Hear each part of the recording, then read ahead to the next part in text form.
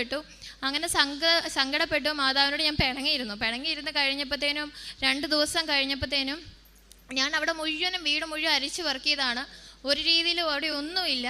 പക്ഷേ കഴിഞ്ഞപ്പോഴത്തേനും ഉണ്ട് ഞങ്ങളുടെ അവിടെ ഞാനൊരു ദിവസം വന്ന് നോക്കുമ്പോൾ ഞാൻ അന്ന് ആ കട്ടിലേന്ന് എഴുന്നേറ്റ് പോയിട്ട് ഒരു 5 മിനിറ്റ് ആയതേ ഉള്ളൂ. പിന്നെ ഒന്നുകൂടെ മുറി വന്നപ്പോൾ ഉണ്ട് ബെഡിൻ്റെ നടുക്ക് ആരോ കൊണ്ടുപോയി വെച്ചിരിക്കുന്ന പോലെ കാശുരൂപം ഇരിക്കുന്നു. അത് ഭയങ്കര കാരണം നടുക്ക് അതുപോലെ ആരോ കൊണ്ട് വെച്ചിരിക്കുന്ന പോലെ, ചുമ്മാ ഏതെങ്കിലും കോണിലല്ല കിടക്കുന്നത്. ഞാൻ ആ വീട് മുഴുവൻ അരിച്ചു പെറുക്കിയത്. പേര് ക്രിസ്റ്റീന. ഞാൻ കോട്ടയം കുടമാളൂർ പള്ളി ഇടവകാംഗമാണ്. 2019 നവംബർ 16 തീയതിയാണ് ഞാൻ ആദ്യമായിട്ട് ഈ കൃപാസനം സന്നിധിയിൽ വന്ന് ഉടമ്പടി എടുക്കുന്നത്. ഒരുപാട് നാളത്തെ ആഗ്രഹമായിരുന്നു. എൻ്റെ കല്യാണം കഴിഞ്ഞിട്ട് 6 വർഷമായി. അപ്പം ഞങ്ങളുടെ കുടുംബത്തിൽ സാമ്പത്തികമായിട്ട് ചില ബുദ്ധിമുട്ടുകളും കാര്യങ്ങളൊക്കെ ഉണ്ടായിരുന്നു. അപ്പോൾ എൻ്റെ ഭർത്താവിന് സ്ഥിര വരുമാനത്തോടെയുള്ള ഒരു ജോലി, നല്ല വരുമാനത്തോടെയുള്ളൊരു ജോലി, പിന്നെ അതുപോലെ തന്നെ ഒരുപാട് നാളായിട്ടുള്ള ആഗ്രഹിക്കുന്നതായിരുന്നു ഒരു നല്ല വീട്. ഈ ഒരു 2 നിയോഗങ്ങൾ ഞാൻ വെച്ചിരുന്നു പ്രത്യേകമായിട്ട്. ഉടമ്പടി എടുത്തു കഴിഞ്ഞ് എനിക്ക് ഉടമ്പടി എടുത്തു കഴിഞ്ഞ് പ്രഗ്നൻ്റ് ആയതിനെ തുടർന്നുള്ള ഹെൽത്ത് ഇഷ്യൂസ് കാരണം എനിക്കത് കഴിഞ്ഞ് വന്ന് പുതുക്കുവാനോ, അത് ഇവിടെ കൊറോണ ടൈമും കൂടിയായിരുന്നു, പിന്നീട് ഇങ്ങോട്ട് വരാൻ സാധിച്ചില്ല. പക്ഷേ നിരന്തരമായിട്ട് പ്രത്യക്ഷീകരണ പ്രാർത്ഥന ചൊല്ലുകയും ബാക്കി പ്രാർത്ഥനകൾ കാര്യങ്ങൾ ചെയ്യുകയൊക്കെ ചെയ്യുന്നുണ്ടായിരുന്നു. അപ്പോൾ എൻ്റെ വീട്ടിലുള്ളവരെല്ലാവരും ഒരുപോലെ ചെയ്യുന്നുണ്ടായിരുന്നു. അതിൻ്റെ ഫലമായിട്ട് അടുത്ത വർഷം ആയപ്പോഴത്തേനും ഞങ്ങൾക്കൊരു പുതിയ വീട് തന്ന് മാതാവ് അനുഗ്രഹിച്ചു. അതുപോലെ തന്നെ ഒരു സ്ഥിര വരുമാനത്തോടെ തന്നെ നല്ലൊരു ജോലി മേഖലയും കൂടി എൻ്റെ ഭർത്താവിന് തുറന്നു കൊടുത്തു. പിന്നെ ആദ്യത്തെ ഉടമ്പടിയിൽ എൻ്റെ നിയോഗമായിരുന്നു. എൻ്റെ പപ്പായും അമ്മയും വർഷങ്ങളായിട്ട് സെപ്പറേറ്റഡ് ആയിട്ടായിരുന്നു പല പ്രശ്നങ്ങൾ കാരണം. അപ്പം കല്യാണം കഴിഞ്ഞപ്പോഴാണ് ഞാൻ ഒത്തിരി ആഗ്രഹിച്ചായിരുന്നു അവരൊന്നിച്ച് വീണ്ടും പിണക്കങ്ങളൊക്കെ മാറി വരണം. എൻ്റെ അമ്മ വെളിയിലാണ്. അപ്പം ഞാൻ ഒത്തിരി ആഗ്രഹിച്ച് പ്രാർത്ഥിച്ചായിരുന്നു. അതിൻ്റെ ഫലമായിട്ട് അപ്പായും അമ്മയും തമ്മിൽ പിന്നെയും വർഷങ്ങൾക്ക് ശേഷം മിണ്ടാനും സംസാരിക്കാനും ഒക്കെ തുടങ്ങി. ഇപ്പം നല്ല കൂട്ടായിട്ട് തന്നെ പോകുന്നു. അതുപോലെ തന്നെ എൻ്റെ ഡിഗ്രി അത് ഫസ്റ്റ് എൻജിനീയറിങ്ങിന് പോയിട്ട് എനിക്കത് ഡിസ്കണ്ടിന്യൂ ചെയ്യേണ്ട കുറച്ച് കാര്യങ്ങളുണ്ടായി. അപ്പം എനിക്കത് ഡിഗ്രി വീണ്ടും റീസ്റ്റാർട്ട് ചെയ്യണം. കല്യാണം കഴിഞ്ഞാണല്ലോ എനിക്കത് കണ്ടിന്യൂ ചെയ്യണം എൻ്റെ പഠിത്തം എന്നുള്ള ഒരു വലിയ ആഗ്രഹം ഞാൻ മാതാവിനോട് പറഞ്ഞായിരുന്നു. അതും ഈ ഒരു കഴിഞ്ഞ വർഷം തന്നെ എനിക്ക് അടുത്ത വർഷം ആയപ്പോൾ തന്നെ എനിക്ക് പുതിയ ഡിഗ്രിക്ക് ജോയിൻ ചെയ്യാനും എനിക്കതിൽ തുടരാനും ഒക്കെയുള്ള ഒരു അനുഗ്രഹം മാതാവ് തന്നു. അതിനുശേഷം ഞാനിവിടെ പുതുക്കാൻ വന്നില്ലായിരുന്നു. പക്ഷെ മാതാവിൻ്റെ കാശ് രൂപ എൻ്റെ കയ്യിലുണ്ടായിരുന്നു.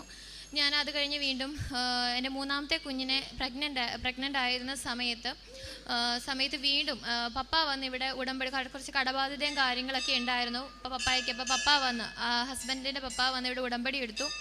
അങ്ങനെ വീണ്ടും ഞങ്ങൾ കൃപാസനത്തിലേക്ക് സാക്ഷ്യങ്ങൾ കേൾക്കുവാനും ഒരുപാട് വീണ്ടും സാക്ഷ്യങ്ങൾ കേൾക്കും തോറും മാതാവിനോട് കൂടുതൽ അടുക്കണമെന്നുള്ള ഭയങ്കര തീവ്രമായ ആഗ്രഹം ഞങ്ങൾ എല്ലാവരും ഉണ്ടായി. അപ്പം ഞാൻ മാതാവിനോട് പറഞ്ഞു, എൻ്റെ ഈ ഒരു പ്രഗ്നൻ്റ് ആയിരുന്ന സമയത്തിൽ എനിക്ക് പെട്ടെന്ന് എനിക്ക് ഇത്രയും ദൂരം വന്ന് ഉടമ്പടി എടുക്കാനോ പുതുക്കാൻ സാധിക്കത്തില്ല. അപ്പം ഞാൻ എന്നെക്കൊണ്ടാവുന്ന ഏറ്റവും അടുത്ത ദിവസം ഞാൻ വരും, ഉടമ്പടി എടുക്കുമെന്ന് ഞാൻ പറഞ്ഞായിരുന്നു മാതാവിനോട്. അപ്പോൾ ആ സമയത്ത് ഞാൻ കുഞ്ഞിനെ 9 മാസം പ്രഗ്നൻ്റ് ആയിരുന്ന ടൈമിൽ പെട്ടെന്ന് ഞങ്ങൾക്കൊരു ഫുഡ് പോയ്സൺ, അത് കുറച്ച് ഹെവി ആയിട്ടൊരു ഫുഡ് പോയ്സൻ്റെ ഇഷ്യൂ ഇവിടെയൊക്കെ പാത്രത്തിലൊക്കെ ഉണ്ടായിരുന്നു, കുഴിമന്തിയൊക്കെ, അങ്ങനെ ഒരു വലിയൊരു ഇഷ്യൂ ഉണ്ടായി. ഞാൻ ലേബർ റൂമിൽ സീരിയസ് ആയിട്ട് എനിക്ക് കിടക്കേണ്ടി വന്നു കുറച്ച് ദിവസത്തേന്. ആ ഒരു ടൈമിൽ ഒരു വയറ്റിൽ നിന്ന് ഇങ്ങനെ ലൂസ് മോഷനായിട്ട് അങ്ങനെ ഭയങ്കരമായിട്ട് ബോഡിയിൽ വെള്ളമില്ല. അപ്പോൾ കുഞ്ഞിന് അത് ഒത്തിരി ബാധിക്കുന്ന ഒരു സിറ്റുവേഷൻ വന്നു. ആ ഒരു സിറ്റുവേഷനിൽ യൂറിൻ ഔട്ട്പുട്ട് എന്ന് പറയുന്നത് വെറും 30 ml അല്ലെ 50 ml ഒരു ദിവസമൊക്കെ മുഴുവൻ നോക്കുമ്പോൾ എനിക്ക് വരുന്ന എത്ര വെള്ളം കുടിച്ചാലും ഈ ഒരു അവസ്ഥ. അപ്പോൾ ഭയങ്കര സീരിയസ് ആയിട്ടുള്ളൊരു അവസ്ഥയിലേക്ക് കടന്നു പോയപ്പം എനിക്ക് പേടിയായി. ഞാനപ്പം മാതാവിൻ്റെ കാശുരൂപം മുറുക്കെ പിടിച്ച് ഞാൻ അവിടെ കിടന്ന് വിശ്വാസ പ്രമാണം ചൊല്ലാൻ തുടങ്ങി. ആ സമയം മുഴുവൻ നോക്കിയിട്ട് നടക്കാത്ത കാര്യമാണ്. ഞാൻ കാശുരൂപം മുറുക്കെ പിടിച്ച് വിശ്വാസ പ്രമാണം എത്ര എണ്ണമെന്നൊന്നും ഇല്ല, ഞാൻ അങ്ങ് തെരുതരാ ചെല്ലാൻ തുടങ്ങി. മാതാവേ നീയേ ഉള്ളൂ എന്ന് പറഞ്ഞ് ഞാനങ്ങ് ചെല്ലാൻ തുടങ്ങി. അരമണിക്കൂർ കഴിഞ്ഞപ്പം ആ യൂറിൻ ഔട്ട്പുട്ട് എന്ന് പറയുന്നത് 200 ml ആയിട്ട് പെട്ടെന്ന് 200-250 ml ആയിട്ട് മാറാൻ തുടങ്ങി. ആ ഒരു പ്രശ്നം അവിടുന്ന് മാറി. അതുപോലെ തന്നെ ആ സമയത്ത് പെട്ടെന്ന് ഈ ഒരു ഫുഡ് പോയ്സൺ കാരണം തന്നെ ഫീവർ, പെട്ടെന്ന് പനി കൂടി, കുഞ്ഞിന് ഉള്ളിൽ പ്രശ്നങ്ങളായി, ബീറ്റ്സ് കൂടുന്നു, അങ്ങനെ ഒത്തിരി ഇഷ്യൂസ് വന്നു. എല്ലാവരും വന്ന് ആകെ പിന്നെയും പേടിയായി, കുഞ്ഞിനെന്തെങ്കിലും ആകും. കുഞ്ഞിന് പ്രശ്നമാകും എന്നുള്ള രീതിയിൽ ഹേർട്ട് ബീറ്റ്സ് കൂടുന്നു, അങ്ങനെ ഒത്തിരി ഇഷ്യൂസ് വന്നു. അപ്പോഴും ഞാൻ മാതാവിൻ്റെ കാശിരൂപം പിടിച്ച് മാതാവിൻ്റെ പ്രാർത്ഥനാ പുസ്തകം വയറിൽ ചേർത്ത് പിടിച്ച് ഞാൻ വിശ്വാസപ്രമാണം ചൊല്ലി. ആ ചൊല്ലിയതിൻ്റെ ഫലമായിട്ട് അപ്പം തന്നെ ആ ഒരു അരമണിക്കൂറിനുള്ളിൽ തന്നെ അത് എല്ലാം നോർമലായി, പെട്ടെന്ന് തന്നെ നോർമലായി വരാൻ തുടങ്ങി. അത് മാതാവ് തന്ന വലിയൊരു അനുഗ്രഹമാണ്. അതെല്ലാം കഴിഞ്ഞ് എൻ്റെ ഡെലിവറി ഡേറ്റിൻ്റെ ടൈം ആയപ്പോൾ എനിക്ക് ഭയങ്കര ആഗ്രഹമായിരുന്നു. ഡിസംബർ 7-ാം തീയതി ഇവിടെ മാതാവ് പ്രത്യക്ഷപ്പെട്ട ദിവസമാണ്. അപ്പോൾ എനിക്ക് ഡിസംബർ 7-ാം തീയതി തന്നെ എനിക്ക് കുഞ്ഞിന്, അല്ലെങ്കിൽ 7-ാം തീയതി അല്ലെ 8-ാം തീയതി അമലോത്ഭവ തിരുനാളാണ്. അപ്പോൾ ആ ഒരു 2 ദിവസത്തിൽ എന്നെങ്കിലും കുഞ്ഞിന് ഡെലിവറി ചെയ്യണം. അതുപോലെ തന്നെ ഒരു പെൺകുഞ്ഞായിരുന്നെങ്കിൽ എന്നൊരു ഭയങ്കര ആഗ്രഹവും ഉണ്ടായിരുന്നു. അതുപോലെ തന്നെ മാതാവ് എനിക്ക് സാധിച്ചു തന്നു. എനിക്കൊരു അന്ന് ഡിസംബർ 7-ാം തീയതി തന്നെ ഒരു പെൺകുഞ്ഞിന് ഡെലിവറി ചെയ്തു. അത് കഴിഞ്ഞിട്ട് അവളെ ഉണ്ടായപ്പോൾ പെട്ടെന്ന് ശ്വാസമുട്ടലിൻ്റെ ശ്വാസമുട്ടലിൻ്റെ പെട്ടെന്ന് ഇഷ്യൂ വന്നിട്ട് എനിക്ക് ആ കുഞ്ഞിനെ ഒന്ന് കാണാൻ പോലും ഒന്ന് ഫീഡ് ചെയ്യാനോ പറ്റിയില്ല. അപ്പോൾ തന്നെ അവർ NICUലേക്ക് മാറ്റി. ഒരു ദിവസം കഴിഞ്ഞു, എനിക്ക് കൊച്ചിനെ ഒന്ന് ഫീഡ് ചെയ്യാനും പോലും പറ്റുന്നില്ല, കാണാനും പറ്റുന്നില്ല. പിന്നെ പിറ്റേന്ന് രാത്രിയാണ് കൊണ്ടുപോയി കുഞ്ഞിനെ ഒന്ന് കാണിച്ച് ഫീഡ് ചെയ്യുന്നത്. അപ്പോൾ എനിക്ക് ഭയങ്കര സങ്കടമായി അവിടെ കിടക്കുന്നതും. ആ ഒരു അവസ്ഥ കണ്ടപ്പം ഞാൻ മാതാവിനോട് പറഞ്ഞു, മാതാവേ എനിക്ക് നാളെ 10 മണിക്കുള്ളിൽ തന്നെ എനിക്ക് കൊച്ചിനെ എനിക്ക് റൂമിൽ കിട്ടിയേ പറ്റത്തുള്ളൂ. എനിക്ക് എൻ്റെ കുഞ്ഞിനെ ഒന്ന് കാണണം, എൻ്റെ കയ്യിൽ കിട്ടണം, അതിന് കുഞ്ഞിനെ എനിക്കൊന്ന് കൈ കിട്ടണം. എനിക്കിങ്ങനെ പറ്റത്തില്ല, എനിക്ക് എൻ്റെ കുഞ്ഞിനെ കാണണം. അതിന് ബ്രസ്റ്റ് ഫീഡൊന്നും ചെയ്യുന്നേ ഇല്ലായിരുന്നു. അപ്പോൾ എനിക്ക് ഭയങ്കര വിഷമമായിരുന്നു. ഞാൻ മാതാവിനോട് പറഞ്ഞു. അപ്പോൾ എൻ്റെ മൂത്ത കുട്ടിക്കൊക്കെ ആണെങ്കിലും ഇങ്ങനെ NICUവിൽ ഓരോ കാര്യങ്ങൾക്ക് കൊണ്ടുപോയാൽ തന്നെ അവർ 3-4 ദിവസം കഴിഞ്ഞേ തിരിച്ചു കൊണ്ടു തരത്തുള്ളൂ. പക്ഷേ ഞാൻ ഈ മാതാവിനോട് പറഞ്ഞ് പിറ്റേന്ന് രാവിലെ എനിക്ക് പോലും അത്ഭുതമായി. 10 മണി എന്ന് പറഞ്ഞിട്ട് 8:30 ആയപ്പോഴത്തേനും കുഞ്ഞിനെ അവർ റൂമിൽ കൊണ്ടുവന്ന് എൻ്റെ കയ്യിൽ തന്നു, ഒരു കുഴപ്പവും ഇല്ലെന്ന് പറഞ്ഞുകൊണ്ട്. അതുപോലെ തന്നെ അവൾക്ക് ഉണ്ടായപ്പം ഹേർട്ടിൽ ചെറിയ ഹോള് കാണിക്കുന്നുണ്ടായിരുന്നു. അപ്പോൾ മൂത്ത കുട്ടിക്കും ഉണ്ടായിരുന്നു. അത് ഫോളോ അപ്പിലൊക്കെ പറഞ്ഞ് അവൾക്കിപ്പോൾ 5 വയസ്സായില്ല, 5 വയസ്സ് കഴിഞ്ഞ് വീണ്ടും ഫോളോ അപ്പിലിരിക്കും. അപ്പം ഞാൻ ഇവളുടെ കാര്യം വന്നപ്പോൾ ഞാൻ മാതാവിനോട് പ്രത്യേകം പറഞ്ഞു, മാതാവേ ഞങ്ങൾ മാതാവിൻ്റെ തൈലം തേച്ച് പ്രത്യേകം പ്രാർത്ഥിക്കുന്നുണ്ടായിരുന്നു. അപ്പോൾ 6 മാസമായപ്പോൾ ഞങ്ങൾ എക്കോ എടുക്കാൻ പോയപ്പം ആ സമയത്തെല്ലാം കാശിരൂപം കുഞ്ഞിൻ്റെ ദേഹത്ത് ഞാൻ വെച്ചിട്ടുണ്ടായിരുന്നു. മാതാവിനോട് പറഞ്ഞു, മാതാവേ ഒരു ഫോളോ അപ്പോ കാര്യങ്ങളോ അല്ല, ഇനി ഒരിക്കലും ഈ ഒരു കാര്യത്തിന് വേണ്ടി ഇവിടെ വരണ്ട, ഫോളോ അപ്പിൻ്റെ ആവശ്യമില്ല, പൂർണ്ണ സൗഖ്യമാണ്, നോർമലാണ് എന്ന് തന്നെ ഡോക്ടർ എടുത്ത് പറയണമെന്ന് പറഞ്ഞു. അതുപോലെ തന്നെ അവിടെ സംഭവിച്ചു. മാതാവിൻ്റെ തൈലം തേച്ച് പ്രാർത്ഥിച്ച് കാശിരൂപം പിടിച്ച് പ്രാർത്ഥിച്ചതിൻ്റെ ഫലമായിട്ട് അവിടെ കുഞ്ഞിൻ്റെ എക്കോ ഫുൾ ക്ലിയർ ആണ്, ഒരു കുഴപ്പവും ഇല്ല, നോർമലാണ്, ഇനി ഹോളെല്ലാം അടഞ്ഞു, നോർമലാണെന്ന് പറഞ്ഞ് ഡോക്ടർ. അതുപോലെ തന്നെ അങ്ങനെ പറഞ്ഞു. പിന്നെ എൻ്റെ ഭർത്താവിന് ഇന്ന് ഈ ദിവസം തന്നെ വന്ന് സാക്ഷ്യം വരാനുള്ള ഏറ്റവും വലിയ കാര്യം, ഞാൻ പിന്നെ ഇപ്പം 3ാമത്തെ ഉടമ്പടി പുതുക്കലാണ്. ഈ ഒരുപാട് അനുഗ്രഹങ്ങൾ എനിക്ക് എണ്ണിയാൽ തീരത്തില്ല, പറഞ്ഞ് തീർന്നാലും ഏതെങ്കിലുമൊക്കെ മിസ്സായി പോകും. കാരണം അത്രയ്ക്ക് ഞാൻ ഈ കഴിഞ്ഞ ഏറ്റവും ലാസ്റ്റ് എടുത്ത ഉടമ്പടിയിൽ ഞാൻ വെച്ച നിയോഗങ്ങൾ, എൻ്റെ അമ്മ 10-12 വർഷമായിട്ട് കുവൈറ്റിൽ വർക്ക് ചെയ്യുന്നതാണ്. അപ്പോൾ അമ്മയ്ക്ക് ഇടയ്ക്കൊന്ന് നാട്ടിൽ വന്ന്, കൊറോണയുടെ സമയത്ത് നാട്ടിൽ വന്നു. പിന്നെയും കടം 5 ലക്ഷം രൂപയോളം കടമെടുത്താണ് പിന്നെയും തിരിച്ചു പോയത്. അപ്പോൾ ആ സമയത്താണെങ്കിലും അമ്മയ്ക്ക് ജോലി അങ്ങനെ പോയപ്പോൾ ജോലി കുറച്ച് നാൾ കഴിഞ്ഞപ്പോൾ പെട്ടെന്ന് ജോലി നഷ്ടപ്പെടുന്ന ഒരു സിറ്റുവേഷൻ വന്നു. 1 മാസം കൂടി ഇനി ജോലിയുള്ളൂ, അത് കഴിഞ്ഞ് പൊക്കോ എന്നുള്ള രീതിയിൽ അവർ പറഞ്ഞു. അപ്പോൾ എന്ത് ചെയ്യണമെന്നറിയില്ല, കടബാധ്യതയാണ്, ഒരു രീതിയിലും ഒന്നും ചെയ്യാൻ പറ്റാത്ത അവസ്ഥയിൽ ഒരുപാട് വിഷമിച്ചു. ഞാനിവിടെ വന്ന് ഉടമ്പടിയിൽ ആദ്യത്തെ നിയോഗം അമ്മയ്ക്ക് വേണ്ടിയാണ് വെച്ചത്. അതിൻ്റെ ഫലമായിട്ട് ആ മാസം തന്നെ ഞാൻ അറിഞ്ഞു അവിടെ ആ ഒരു തീരുമാനം അവരവിടെ നിന്ന് മാറ്റി. അമ്മയ്ക്ക് ജോലി നഷ്ടപ്പെടില്ല, ജോലിയിൽ തുടരാം എന്ന് പറഞ്ഞ് അമ്മയ്ക്ക് ജോലി നഷ്ടപ്പെടാതെ വീണ്ടും അവിടെ തന്നെ കണ്ടിന്യൂ ചെയ്യാനുള്ള രീതിയിൽ മാതാവ് അനുഗ്രഹിച്ചു. പിന്നെ ഞാൻ വെച്ചിരുന്ന ഒരു നിയോഗം എൻ്റെ ഭർത്താവിന്, ഞങ്ങൾക്ക് ഒരുപാട് കാര്യങ്ങളൊക്കെ വന്നപ്പോഴത്തേനും വീട് വിൽക്കുന്നതിൻ്റെ ഒരു കാര്യം വന്നായിരുന്നു. വീട് വിൽക്കുമ്പോൾ ഒരു 45 ഒത്തിരി ഞങ്ങൾ നോക്കി 10-60 ലക്ഷം രൂപ വിലയുള്ള വീടാണ്. പക്ഷേ കടബാധ്യതയും കാര്യങ്ങളും ഞങ്ങൾ അറിയാതെ ഉണ്ടായ കടബാധ്യതയാണ് പല കാരണങ്ങളും കൊണ്ട്. അപ്പം 43 ലക്ഷം രൂപയുടെ ബാധ്യതകളുണ്ട്. 45 ലക്ഷം രൂപയ്ക്ക് മാതാവേ അത്രയെങ്കിലും രൂപയ്ക്ക് വീടൊന്ന് വിറ്റ് കിട്ടണം എന്നുള്ള, കടം മുഴുവൻ തീരണം എന്ന് പറഞ്ഞ് മാതാവിനോട് പ്രാർത്ഥിച്ചു. മാതാവ് 48 ലക്ഷം രൂപയ്ക്ക് വീട് വിറ്റു, ഞങ്ങളുടെ കടബാധ്യതകളെല്ലാം മാറ്റി തന്നു. പിന്നെ എൻ്റെ ഹസ്ബൻഡിനാണെങ്കിലും ഞങ്ങൾക്കൊരു വെളിയിലോട്ട് ഞങ്ങൾ ജോലി നോക്കുന്നുണ്ടായിരുന്നു. അപ്പം വെളിയിലോട്ട് ജോലി നോക്കുമ്പോൾ നമുക്ക് യൂറോപ്യൻ കൺട്രീസ് ഒന്നും കിട്ടാൻ ഭയങ്കര ബുദ്ധിമുട്ടാണ്. അപ്പം ഒരു സിംഗപ്പൂരിലേക്കാണ് ഒരു ജോലിയുടെയാണ് വന്നത്.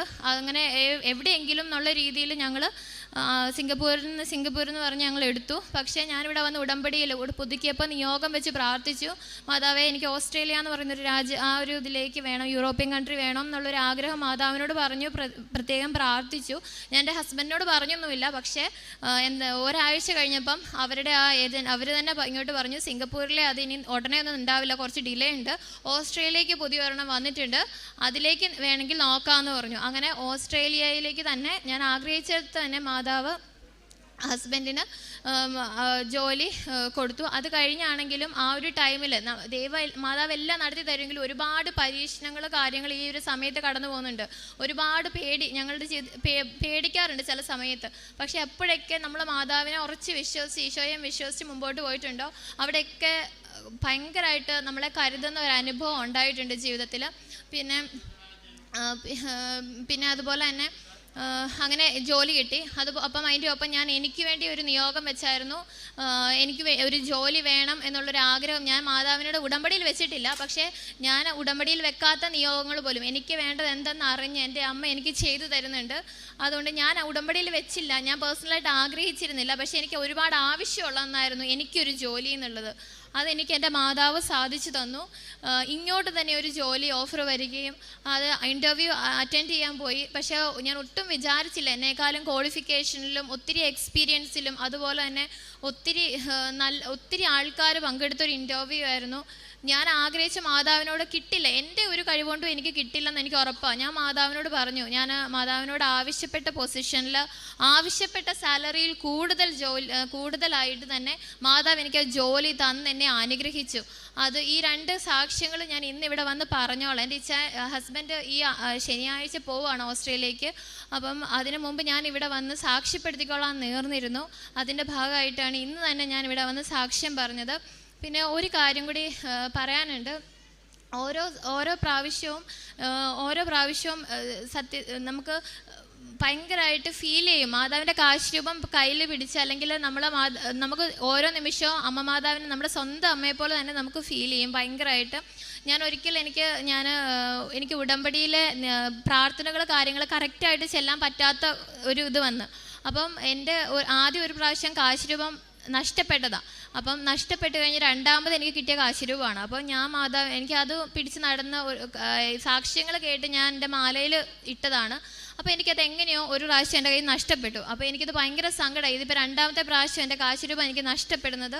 അപ്പോൾ മാതാവിന് ഞാൻ ചെയ്യുന്നതൊന്നും ഇഷ്ടമാവുന്നില്ല, അതുകൊണ്ടല്ലേ ഇറങ്ങിപ്പോയത് എൻ്റെ അടുത്ത് നിന്ന് എന്നൊക്കെ പറഞ്ഞ് എനിക്ക് ഭയങ്കര സങ്കടമായി. ഞാനിപ്പം സാക്ഷ്യങ്ങളാണെങ്കിലും ഒത്തിരി പ്രാർത്ഥനകളാണെങ്കിലും പലപ്പോഴും എനിക്ക് പിള്ളേരൊക്കെ ഉള്ളതുകൊണ്ട് ചിലപ്പോൾ എന്തെങ്കിലുമൊക്കെ ചെറിയ ചെറിയ കുറവുകൾ ഉണ്ടാവാറുണ്ട്. അപ്പോൾ അതുകൊണ്ടാണ് എൻ്റെ ഒരു അയോഗ്യതയാണെന്നോർത്ത് ഞാൻ സങ്കടപ്പെട്ടു.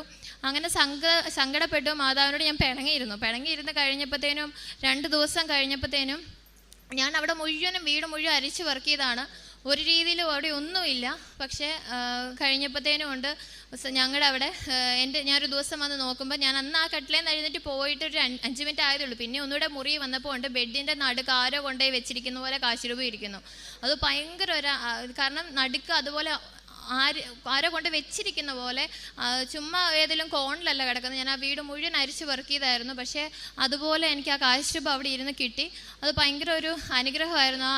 പിന്നെ അതുപോലെ തന്നെ എനിക്ക് ഞങ്ങളുടെ ചെറിയ കുടുംബ പ്രശ്നങ്ങളും കാര്യങ്ങളൊക്കെ ഉണ്ടായിരുന്നു. അപ്പം ഒരിക്കലും വീട് മാറണം എന്നുള്ള രീതിയിലൊന്നും ഞാൻ പ്രാർത്ഥിച്ചിട്ടിരുന്നില്ല.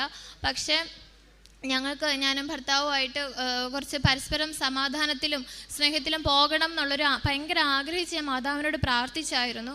പക്ഷേ ഞാൻ പ്രാർത്ഥിച്ച് അവിടെ ചെന്ന് കഴിഞ്ഞപ്പോൾ സംഭവിച്ചത് നേരെ ഓപ്പോസിറ്റാണ്. മുഴുവൻ ശരിക്കും പ്രശ്നങ്ങൾ തന്നെയാണ് ഉണ്ടായത്. പക്ഷെ ഞാൻ മാതാവിനെ മുറുക്കെ പിടിച്ചു. മാതാവ് എനിക്ക് എല്ലാം നന്മയ്ക്കാന്ന് ഉറച്ച് വിശ്വസിച്ച് നിന്നു.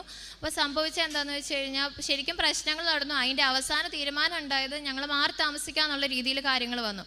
അത് കഴിഞ്ഞ് ഉടമ്പടി പുതുക്കുന്ന സമയത്ത് ഞാൻ മാതാവിനോട് വന്ന് പറഞ്ഞു, മാതാവേ ഇനി അവിടെ നിന്ന് ഇനിയും പ്രശ്നങ്ങളായിട്ട് എനിക്ക് മാതാവ് എത്രയും പെട്ടെന്ന് തന്നെ ആ വീട്ടിലോട്ട് മാറാനുള്ള മാതാവ് ഒരുക്കുന്നതാണെങ്കിൽ എനിക്ക് ആ വീട്ടിലോട്ട് എത്രയും പെട്ടെന്ന് മാറാൻ സാധിക്കണമെന്ന് മാത്രമേ ഞാൻ പറഞ്ഞുള്ളൂ. പറഞ്ഞ് ഞാൻ വീട്ടിൽ ചെന്ന് അന്ന് തന്നെ എനിക്ക് എഴുതിക്കാനും അടുത്ത ദിവസം തന്നെ വീട് മാറാനും ഒക്കെ ആയിട്ട് മാതാവ് ഒരുക്കി തന്നു. പിന്നീട് ഞാൻ ആ പറഞ്ഞ നിയോഗം, അതായത് ഞങ്ങൾ സമാധാനത്തോടെ തന്നെ ഞങ്ങൾക്ക് മുമ്പോട്ട് പോകാനും സാധിച്ചു. ഞാനിത് പറഞ്ഞത് മറ്റൊന്നും കൊണ്ടല്ല, നമ്മളൊരു കാര്യം മാതാവിനോട് പറഞ്ഞു കഴിഞ്ഞാൽ, ഈശോയോട് ആവശ്യപ്പെട്ട് കഴിഞ്ഞാൽ ആ ഒരു പോസിറ്റീവായിട്ടുള്ള കാര്യങ്ങൾ മാത്രമായിരിക്കില്ല നടക്കുന്നത്. ചിലപ്പം എന്തെങ്കിലും ഒരു റെസ്പോൺസ് അവിടെ ഉണ്ടാകും. ചിലപ്പോൾ നമ്മൾ ഉദ്ദേശിക്കുന്ന പോലെ സന്തോഷമായിട്ടും ആയിരിക്കത്തില്ല ആദ്യം മുമ്പിൽ കാണുന്നത്. പക്ഷേ ഫൈനൽ റിസൾട്ട് എന്ന് പറയുന്നത് നമ്മൾ എന്താണോ ആഗ്രഹിച്ചത് അത് തന്നെയായിരിക്കും മാതാവ് കൊണ്ടും തരുന്നത്. അപ്പോൾ കുറേ കഷ്ടപ്പെട്ടാലും വിഷമിച്ചാലും അവസാനം മാതാവ് നമുക്ക് കൂടെ നമ്മൾ ചേർന്ന് നിന്ന ഫൈനൽ ഏറ്റവും നല്ലൊരു റിസൾട്ട് തന്നെ തരും. ഇതിൽ ഒരുപാട് അനുഗ്രഹങ്ങളുണ്ട്. എല്ലാം തന്ന മാതാവിന് ഒത്തിരി നന്ദി. Thank you so